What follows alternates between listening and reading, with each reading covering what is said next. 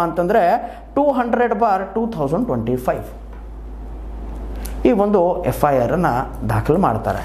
ಅದು ಏನು ದಾಖಲು ಅನ್ನುವಂತಹ ಕಂಪ್ಲೇಂಟ್ ಲಾಡ್ಜ್ ಆದ ತಕ್ಷಣ 27ನೇ ತಾರೀಕು ಅಂದರೆ 27ನೇ ತಾರೀಕು ಬೆಳಗ್ಗೆ 10 ಗಂಟೆಗೆ ಪತ್ರಕರ್ತರದು 199/2025 FIR ಲಾಡ್ಜ್ ಆಗುತ್ತೆ.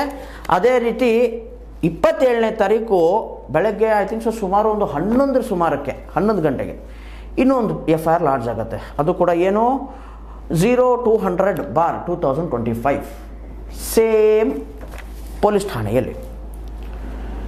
ಇದರಲ್ಲಿ ಹಾಸ್ಯಾಸ್ಪದ ಏನಪ್ಪ ಅಂತಂತಂದರೆ ಪೊಲೀಸರೇ ಆ ಒಂದು ಘಟನೆ ನಡೆದಂತಹ ಸ್ಥಳದಿಂದ ಈ ಮಲ್ಲಿಕಾರ್ಜುನ ನಾಗಪ್ಪ ಪೊಲೀಸ್ಗಳನ್ನ ರೆಸ್ಕ್ಯೂ ಮಾಡಿ ಪೊಲೀಸ್ ಠಾಣೆಗೆ ಕರ್ಕೊಂಡು ಬಂದು ಅದೇ 9-9:30 ಮಧ್ಯದಲ್ಲಿ ಅವನನ್ನು ಹಾಸ್ಪಿಟಲ್ಗೆ ಹಾಕಿದ್ದಾರೆ. ಆಮೇಲೆ ಈ ಮನುಷ್ಯ ಅವ್ರ ತಂದೆ ತಾಯಿ ಆಮೇಲೆ ಈ ಸಿದ್ದರಾಮ್ ತುಕಾರಾಮ್ ಪೂಜಾರಿ ಅನ್ನುವಂಥ ಹಿರಿಕರನ್ನ ಕರ್ಕೊಂಡು ಇವ್ರ ಮನೆಗೆ ಹೆಂಗೆ ಹೋದರು, ಪಾಮಲ್ದಿನಿಗೆ ಕರ್ಕೊಂಡು ಹೋಗಿ ಅವ್ರ ಮನೆಯವ್ರ ಮೇಲೆ ಏನಂತೀರ ನೀವು ಬೈದಾಡಿ ಹೊಡೆದಾಡಿ ಆ ಹುಡುಗಿ ಜೊತೆಗೆ ಮಿಸ್ಬಿಹೇವ್ ಹೆಂಗೆ ಮಾಡೋಕ್ಕಾಗತ್ತೆ? It's physically impossible.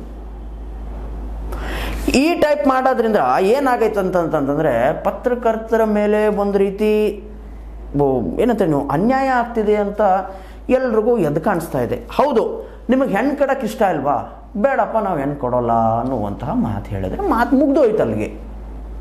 ಹೊಡೆಯೋದು ಬಳಿಯೋದು, ಕಾನೂನನ್ನು ಕೈಗೆ ತಕ್ಕೊಳ್ಳೋದು, ಕಾನೂನನ್ನು ಕೈಗೆ ತಕ್ಕೊಂಡವ್ರ ಜೊತೆಗೆ ಹಿಂಗೆ ನಿಂತ್ಕೊಳ್ಳೋದು ಸರಿನಾ?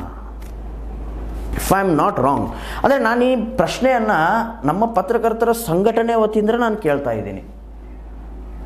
ಪತ್ರಕರ್ತರ ಮೇಲೆ ಮೇಲಿಂದ ಮೇಲೆ ಹಲ್ಲೆಗಳಾಗ್ತಾನೇ ಇರುತ್ತೆ. ನೋಡಿ, ನಾವಂತೂ ಧ್ವನಿ ಬಿದ್ದವ್ರಿಗೆ ನೊಂದವ್ರಿಗೆ